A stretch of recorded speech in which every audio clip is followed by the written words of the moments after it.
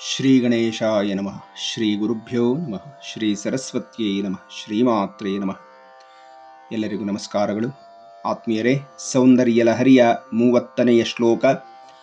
ಸ್ವದೇಹೋದ್ಭೂತಾಭಿಃ ಘೃಣಿಭಿಃ ಅಣಿಮಾದ್ಯಾಭಿರಭಿತೋ ನಿಷೇವ್ಯೇ ನಿತ್ಯೇ ತ್ವಾಂ ಅಹಮಿತಿ ಸದಾ ಭಾವಯತಿ ಯಃ ಕಿಮಾಶ್ಚರ್ಯಂ ತಸ್ಯ ತ್ರಿನಯನ ಸಮೃದ್ಧಿಂ ತೃಣಯತೋ ಮಹಾಸಂವರ್ತಾಗ್ನಿ ವಿರಚಯತಿ ನೀರಾಜನ ವಿಧಿಂ. ಹೇ ನಿತ್ಯಳೆ, ಸತ್ಯಸ್ವರೂಪಳೆ, ನಿನ್ನ ಶರೀರದಿಂದ ಹೊರಹೊಮ್ಮುತ್ತಿರಬಹುದಾದಂಥ ಕಾಂತಿರೂಪವಾದ ಅಣಿಮಾದಿ ಅಷ್ಟಸಿದ್ಧಿಗಳೇ ಮೊದಲಾದ ಸಮಸ್ತ ದೇವಿಯರ ಯೋಗಿನಿಯರ ಸಮೂಹದಿಂದ ಸೇವಿಸಲ್ಪಡುವವಳೆ.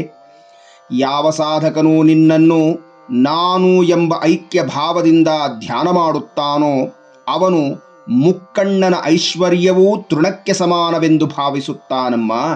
ಮತ್ತು ಅವನಿಗೆ ಪ್ರಳಯ ಕಾಲದ ಅಗ್ನಿಗಳು ನೀರಾಜನವನ್ನು ಬೆಳಗುತ್ತೆ. ಇದರಲ್ಲಿ ಆಶ್ಚರ್ಯವೇನೂ ಇಲ್ಲ ಅಂತ ಹೇಳಿ ಈ ಶ್ಲೋಕದಲ್ಲಿ ಶ್ರೀ ಶ್ರೀ ಶಂಕರ ಭಗವತ್ಪಾದರು ಅದ್ವೈತದ ಸಿದ್ಧಿಯನ್ನು ಹೇಳಿದ್ದಾರೆ. ಆತ್ಮೀಯರೇ, ಈ ಶ್ಲೋಕ ಆರಂಭವಾಗುವಂಥದ್ದು ಸ್ವದೇಹೋದ್ಭೂತಾಭಿಃ ಘೃಣಿಭಿಃ ಅಣಿಮಾದ್ಯಾಭಿರಭಿತೋ ನಿಷೇವ್ಯೇ ಅಂತ. ಅಮ್ಮನ ವಾಸಸ್ಥಾನವಾದಂಥ ಶ್ರೀಚಕ್ರದಲ್ಲಿ ಅಣಿಮಾ ಮೊದಲಾದಂಥ ದೇವಿಯರನ್ನ, ಯೋಗಿನಿಯರನ್ನ ಸ್ಮರಣೆ ಮಾಡಿಕೊಂಡಿದ್ದಾರೆ ಗುರುಗಳು ಅಂತ. ಶ್ರೀಚಕ್ರದಲ್ಲಿ ಬಿಂದುಮಂಡಲ ಅಮ್ಮನ ವಾಸಸ್ಥಾನ. ಆ ಬಿಂದು ಮಂಡಲದಲ್ಲಿರುವ ಅಮ್ಮನೇ ಪರಂಜ್ಯೋತಿ ಸ್ವರೂಪಳು. ಆ ಮಹಾಜ್ಯೋತಿಯ ಕಿರಣಗಳೇ ಈ ಸಮಸ್ತ ಶ್ರೀಚಕ್ರದ ದೇವಿಯರ ಸಮೂಹವಾಗಿದ್ದಾರೆ.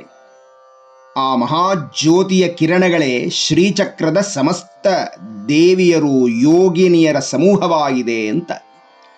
ನೋಡಿ, ಸೂರ್ಯನಿಗೂ ಸೂರ್ಯನ ಕಾಂತಿಗೂ ಹೇಗೆ ಭೇದವಿಲ್ಲವೋ ಹಾಗೆ ಶ್ರೀಲಲಿತೆಗೆ ಮತ್ತೆ ಅವಳಿಂದಲೇ ಹೊರಬಂದಂಥ ಈ ಸಮಸ್ತ ದೇವಿಯರಿಗೆ, ಯೋಗಿನಿಯರಿಗೆ ಭೇದವಿಲ್ಲ.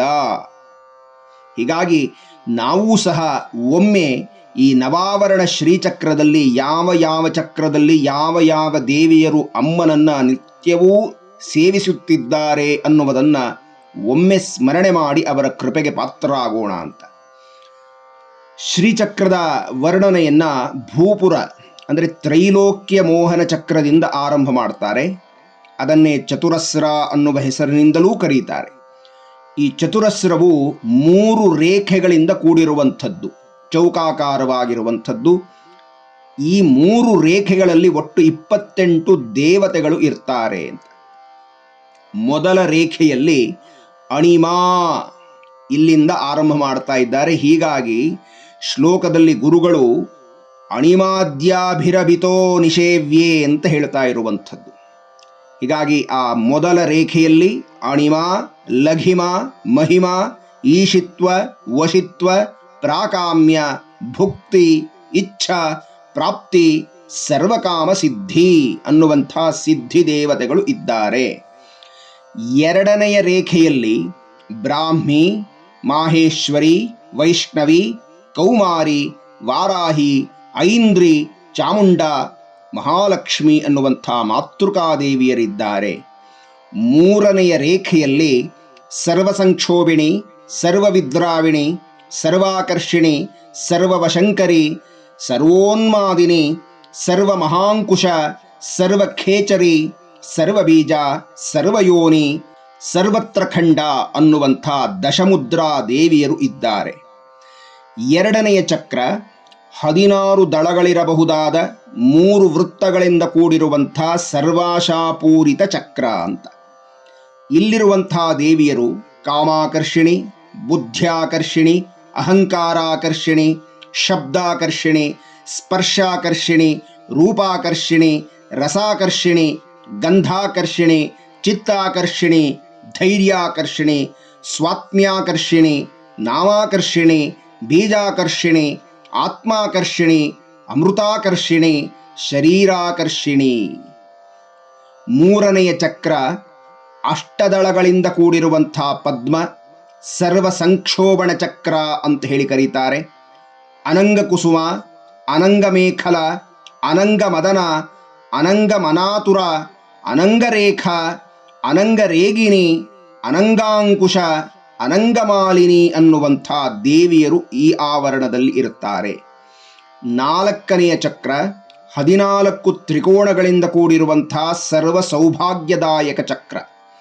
ಇಲ್ಲಿರುವಂಥ ದೇವಿಯರು ಸರ್ವ ಸಂಕ್ಷೋಭಿಣಿ, ಸರ್ವವಿದ್ರಾವಿಣಿ, ಸರ್ವಾಕರ್ಷಿಣಿ, ಸರ್ವಾಹ್ಲಾದಿನಿ, ಸರ್ವಸಮ್ಮೋಹಿನಿ, ಸರ್ವಸ್ತಂಭಿನಿ, ಸರ್ವಜೃಂಭಿಣಿ, ಸರ್ವವಶಂಕರಿ, ಸರ್ವರಂಜಿನಿ, ಸರ್ವೋನ್ಮಾದಿನಿ, ಸರ್ವಾರ್ಥ ಸಾಧಿಕ, ಸರ್ವಸಂಪತ್ತಿ ರೂಪಿಣಿ, ಸರ್ವಮಂತ್ರಮಯಿ, ಸರ್ವದ್ವಂದ್ವ ಕ್ಷಯಂಕರಿ ಅಂತ.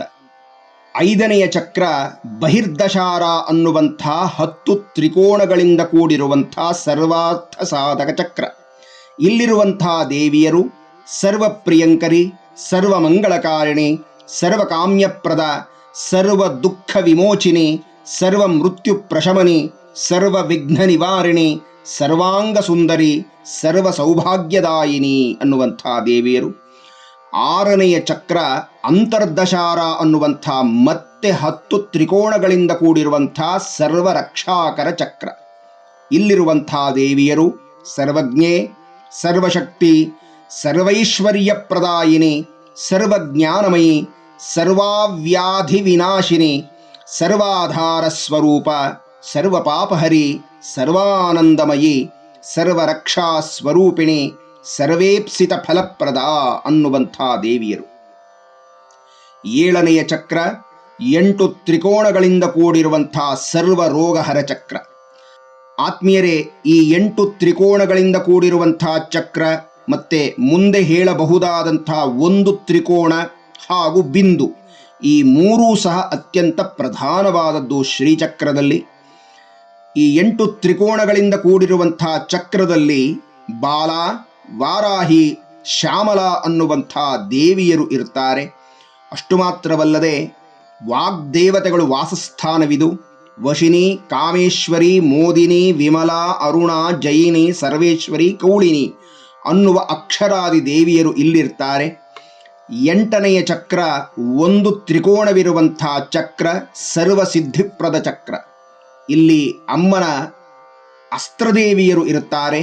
ಬಾಣಿನಿ, ಚಾಪಿನಿ, ಪಾಶಿನಿ, ಅಂಕುಶಿನಿ ಅನ್ನುವಂಥ ದೇವಿಯರ ಜೊತೆಗೆ ಮಹಾಕಾಮೇಶ್ವರಿ, ಮಹಾವಜ್ರೇಶ್ವರಿ, ಮಹಾಭಗಮಾಲಿನಿ ಅನ್ನುವಂಥ ದೇವಿಯರಿರ್ತಾರೆ. ಈ ಭೂಮಿಕೆಯ ಮೇಲ್ಭಾಗದಲ್ಲಿ ಗುರುಸ್ವರೂಪರು ಇರ್ತಾರೆ. 4 ಯುಗನಾಥರು ಅನ್ನುವಂಥ ಹೆಸರನ್ನ ಹೇಳಿದ್ದಾರೆ. ಮಿತ್ರೇಶಾನಂದನಾಥ, ಉಡ್ಡೀಶಾನಂದನಾಥ, ಷಷ್ಠೀಶಾನಂದನಾಥ, ಚರ್ಯೇಶಾನಂದನಾಥ. ಆತ್ಮೀಯರೇ, ಈ 4 ಹೊರತುಪಡಿಸಿ ದೇವಿ ಖಡ್ಗಮಾಲಾ ಸ್ತೋತ್ರದಲ್ಲಿ ಮತ್ತಷ್ಟು ಗುರುಸ್ವರೂಪರ ಹೆಸರನ್ನು ಸೂಚಿಸಿದ್ದಾರೆ. ಇನ್ನು ಈ ಗುರುಮಂಡಲದ ಮೇಲ್ಭಾಗದಲ್ಲಿ ಮತ್ತೊಂದು ದಿವ್ಯ ಭೂಮಿಕೆ ಇದೆ. ಅಲ್ಲಿ 16 ಮಂದಿ ತಿಥಿನಿತ್ಯ ದೇವಿಯರು ವಾಸವಾಗಿರ್ತಾರೆ. ಕಾಮೇಶ್ವರಿ, ಭಗಮಾಲಿನಿ, ನಿತ್ಯಕ್ಲಿನ್ನ, ಭೇರುಂಡ, ವಹ್ನಿವಾಸಿನಿ, ಮಹಾವಜ್ರೇಶ್ವರಿ, ಶಿವದೂತಿ, ತ್ವರಿತ, ಕುಲಸುಂದರಿ, ನಿತ್ಯ, ನೀಲಪತಾಕ, ವಿಜಯ, ಸರ್ವಮಂಗಳ, ಜ್ವಾಲಾಮಾಲಿನಿ ಹಾಗೂ ಚಿತ್ರ.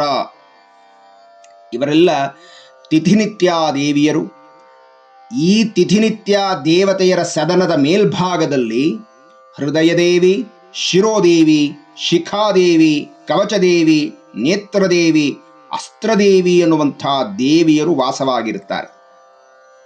ಇಷ್ಟೆಲ್ಲ ಆದ ಮೇಲೆ ಈಗ ಕೊನೆಗೆ ಬಿಂದು ಮಂಡಲ, ಸರ್ವಾನಂದಮಯ ಚಕ್ರ, ಅದು ಅಮ್ಮನ ವಾಸಸ್ಥಾನ. ಅಲ್ಲಿ ಕೇವಲ ಶ್ರೀಮಾತೆ ಮಾತ್ರ ಇರೋದಿಲ್ಲ, ಅಮ್ಮನ ಪರಿಚಾರಕರಾಗಿ ಅನೇಕ ಮಂದಿಯರಿರ್ತಾರೆ.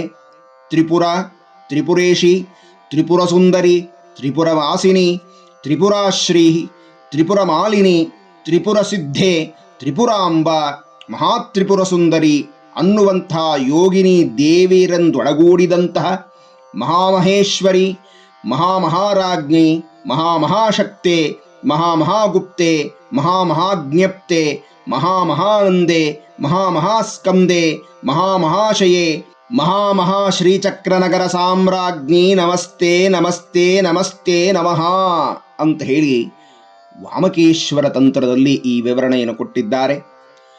ಹೀಗಾಗಿ ಆತ್ಮೀಯರೇ, ಗುರುಗಳು ಆರಂಭ ಮಾಡಿದಂಥ ಮೊದಲ ಸಾಲು ಸ್ವದೇಹೋದ್ಭೂತಾಭಿಃ ಘೃಣಿಭಿಃ ಅಣಿಮಾದ್ಯಾಭಿರಭಿತೋ ನಿಷೇವ್ಯೇ, ಶ್ರೀಚಕ್ರಪುರದಲ್ಲಿ ವಾಸವಾಗಿರಬಹುದಾದ ಈ ಎಲ್ಲ ಅಣಿಮಾದಿ ಅಷ್ಟಸಿದ್ಧಿಯರಿಂದ ಆರಂಭ ಮಾಡಿ 9 ಆವರಣದ ತನಕ ಎಲ್ಲ ದೇವಿಯರು ಯೋಗಿನಿಯರು ಅಮ್ಮನ ಶರೀರವೆಂಬ ಆ ಮಹಾಜ್ಯೋತಿಯಿಂದ ಬರಬಹುದಾದ ಕಾಂತಿ ಸ್ವರೂಪರಾಗಿದ್ದಾರೆ. ಈ ಸರ್ವ ದೇವಿಯರೂ ಸಹ ಅಮ್ಮನ ಸೇವೆಯಲ್ಲಿ ಸದಾ ನಿರತರಾಗಿರುತ್ತಾರೆ ಅಂತ ಹೇಳುವುದರಿಂದ ನಾವು ಸಹ ಆ ದೇವಿಯರನ್ನು ಸ್ಮರಣೆ ಮಾಡಿದ್ದೇವೆ. ಇಂತಹ ಆ ಲಲಿತೆಯನ್ನ ಯಾವ ಸಾಧಕನು ನಿತ್ಯೇ ತ್ವಾಂ ಅಹಮಿತಿ ಸದಾ ಭಾವಯತಿ ಯಃ, ನನ್ನಲ್ಲಿರುವಂತಹ ಶುದ್ಧ ಚೈತನ್ಯವೇ ಅಮ್ಮ, ಆ ಚೈತನ್ಯವೇ ನಾನು ಅನ್ನುವ ತಾದಾತ್ಮ್ಯ ಭಾವದಿಂದ ಐಕ್ಯ ಭಾವದಿಂದ ಉಪಾಸನೆ ಮಾಡಬೇಕು. ಅಹಮಿತ್ಯೇವ ವಿಭಾವಯೇ ಭವಾನೀಂ ಅಂತ ಸ್ತೋತ್ರದಲ್ಲಿ ಹೇಳ್ತೇವೆ ನಾವು. ಹೀಗಾಗಿ ಆ ಜಗದಂಬೆಯನ್ನು ಅರ್ಚಿಸಬೇಕಾದರೆ ಅಮ್ಮ ಬೇರೆ ನಾನು ಬೇರೆ ಅನ್ನುವ ಭಾವವಿರಬಾರದು ಅಂತ. ನಾರುದ್ರೋ ರುದ್ರಮರ್ಚಯೇತ್, ರುದ್ರನಲ್ಲದವನು ರುದ್ರನನ್ನು ಅರ್ಚಿಸಲು ಸಾಧ್ಯವಿಲ್ಲ ಅಂತ ಶಾಸ್ತ್ರಗಳು ಹೇಳುತ್ತೆ. ಹೀಗಾಗಿ ಸಾಧಕನಾದವನು ಶ್ರೀಮಾತೆಯನ್ನು ಆರಾಧಿಸುವಾಗ ತಾನೇ ಶ್ರೀಮಾತೆಯಾಗಿ ಬಿಡಬೇಕು ಅಂತ. ಪ್ರಾರಂಭದಲ್ಲಿ ಭಕ್ತ ಭಗವಂತ ಅಂತ ಆರಂಭವಾಗತ್ತೆ. ಆ ಸಾಧನೆ ತೀವ್ರವಾಗ್ತಾ ಆಗ್ತಾ ಆಗ್ತಾ ಆಗ್ತಾ ಅಲ್ಲಿ ಭಕ್ತ ಭಗವಂತ ಅನ್ನುವಂಥದ್ದು ಎರಡು ಇರೋದಿಲ್ಲ, ಅದು ಒಂದೇ ಆಗಿಬಿಡಬೇಕು ಅಂತ. ಹೀಗೆ ಅಮ್ಮನನ್ನ ಸಂಪೂರ್ಣವಾಗಿ ಏಕೋಭಾವದಿಂದ ಉಪಾಸನೆ ಮಾಡಿದಂಥ ಭಕ್ತನು ಅಮ್ಮನಲ್ಲಿಯೇ ನೆಲೆಯಾಗಿಬಿಡುತ್ತಾನೆ, ಅಮ್ಮನಲ್ಲಿ ಲಯವಾಗಿ ಬಿಡುತ್ತಾನೆ.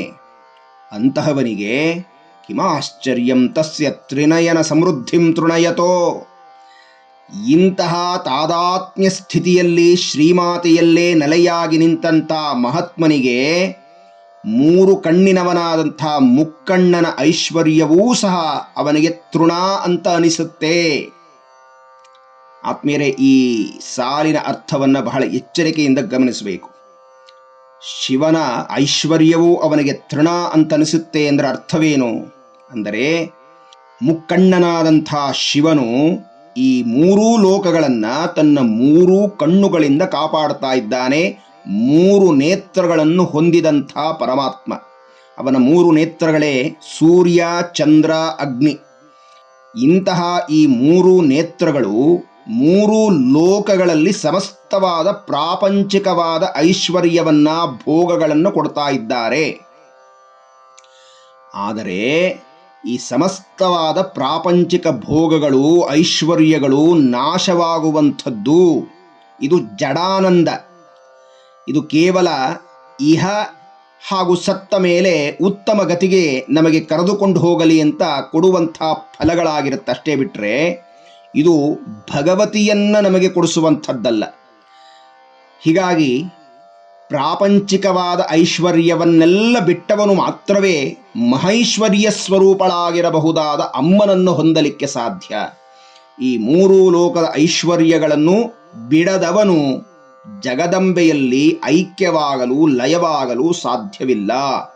ಹೀಗಾಗಿ ಈ ಸೂರ್ಯ, ಚಂದ್ರ, ಅಗ್ನಿ ಎಂಬ 3 ಕಣ್ಣುಳ್ಳಬಹುದಾದಂಥ ಶಿವನಿಂದ ಉಂಟಾಗಬಹುದಾದ 3 ಲೋಕದ ಐಶ್ವರ್ಯವೆಲ್ಲ ಆ ಸಾಧಕನಿಗೆ ಮಹಾತ್ಮನಿಗೆ ತೃಣ ಸಮಾನವಾಗಿರುತ್ತೆ.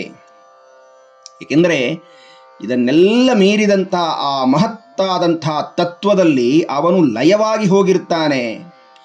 ಆ ಬ್ರಹ್ಮಾನಂದದಲ್ಲಿ ಅವನು ಲೀನವಾದಾಗ ಈ ಲೌಕಿಕವಾದ ಸಮಸ್ತ ಐಶ್ವರ್ಯವು ಲೋಕದ ಐಶ್ವರ್ಯವು ಅವನಿಗೆ ತೃಣ ಸಮಾನವಾಗಿರುತ್ತೆ. ಈ ದೃಷ್ಟಿಯಲ್ಲಿ ನೋಡಬೇಕು. ಹೀಗಾಗಿ ನದಿಯು ಸಮುದ್ರದಲ್ಲಿ ಬೆರೆತು ಹೋದಂತೆ ಭಕ್ತನು ಭಗವತಿಯಲ್ಲಿ ಲಯವಾಗಿ ಹೋಗ್ತಾನೆ. ಇಂತಹ ಮಹಾತ್ಮರಿಗೆ ಮಹಾಸಂವರ್ತಾಗ್ನಿ ವಿರಚಯತಿ ನೀರಾಜನ ವಿಧಿಂ, ಅದ್ವೈತ ಸಿದ್ಧಿಯನ್ನು ಹೊಂದಿದಂತಹ ಆ ಸಿದ್ಧ ಪುರುಷನಿಗೆ ಬ್ರಹ್ಮಪ್ರಳಯ ಕಾಲದ ಮಹಾಗ್ನಿಗಳು ನೀರಾಜನವನ್ನು ಬೆಳಗುತ್ತೆ, ಇದರಲ್ಲಿ ಆಶ್ಚರ್ಯವಿಲ್ಲ ಅಂತ ಹೇಳ್ತಾ ಇದ್ದಾರೆ. ಬ್ರಹ್ಮನ ಪ್ರಳಯ ಕಾಲ, ಅವನ ಆಯುಃ ಪ್ರಮಾಣ ನಾವೆಲ್ಲ ಹಿಂದಿನ ಸಂಚಿಕೆಗಳಲ್ಲಿ ಕೇಳಿದ್ದೇವೆ. ಬಹಳ ದೀರ್ಘವಾದಂಥ ಆಯುಷ್ಕಾಲ ಆತನದ್ದು. ಆಗ ಜಗತ್ತನ್ನು ಸುಟ್ಟು ಹಾಕಬಹುದಾದಂಥ ಆ ಪ್ರಳಯಾಗ್ನಿ ಇದೆಯಲ್ಲ, ಅದು ಆ ಭಕ್ತನಿಗೆ ನೀರಾಜನವನ್ನು ಬೆಳಗುತ್ತಂತೆ. ಯಾಕೆಂದರೆ ಅವರು ಆ ಭಗವತಿಯಲ್ಲಿ ಒಂದಾಗಿರುವಾಗ ಯಾವ ಅಗ್ನಿ ಅವರನ್ನು ಏನು ಮಾಡುತ್ತೆ? ಹೀಗಾಗಿ ಹಿಂದಿನ ಶ್ಲೋಕಗಳಲ್ಲಿ ಶಿವಶಕ್ತಿಗಳು ಮಾತ್ರ ಶಾಶ್ವತ ಅಂತ ಹೇಳಿದ್ದರು. ಆದರೆ ಈಗ ಈ ಶಿವಶಕ್ತಿಗಳನ್ನು ಅಹಂ ಅನ್ನುವಂಥ ಭಾವದಿಂದ ಯಾರೆಲ್ಲ ಉಪಾಸನೆ ಮಾಡುತ್ತಾರೋ ಅವರು ಜೀವ ಬ್ರಹ್ಮೈಕ್ಯ ಸ್ಥಿತಿಯನ್ನು ಹೊಂದುತ್ತಾರಾದ್ದರಿಂದ ಅವರೂ ಶಾಶ್ವತರಾಗಿ ಉಳಿದು ಬಿಡುತ್ತಾರೆ ಅಂತ ಈ ಶ್ಲೋಕದಲ್ಲಿ ಗುರುಗಳು ಹೇಳಿದ್ದಾರೆ. ಆತ್ಮೀಯರೇ, ಇಂಥ ಅದ್ಭುತವಾದಂಥ ದಿವ್ಯ ಚಿಂತನೆಯನ್ನು ಕೊಟ್ಟಂಥ ಶ್ರೀ ಶ್ರೀ ಶಂಕರ ಭಗವತ್ಪಾದರಿಗೂ ಜಗನ್ಮಾತೆಯ ಪಾದಾರವಿಂದಗಳಿಗೂ ಸಹ ಶಿರಸಾಷ್ಟಾಂಗ ಪ್ರಣಾಮಗಳನ್ನು ಸಲ್ಲಿಸುತ್ತಾ ಮುಂದಿನ ಉಪನ್ಯಾಸದಲ್ಲಿ ಮುಂದಿನ ಶ್ಲೋಕವನ್ನು ಚಿಂತನೆಯನ್ನು ನಡೆಸೋಣ. ಎಲ್ಲರಿಗೂ ವಂದನೆಗಳು, ನಮಸ್ಕಾರ.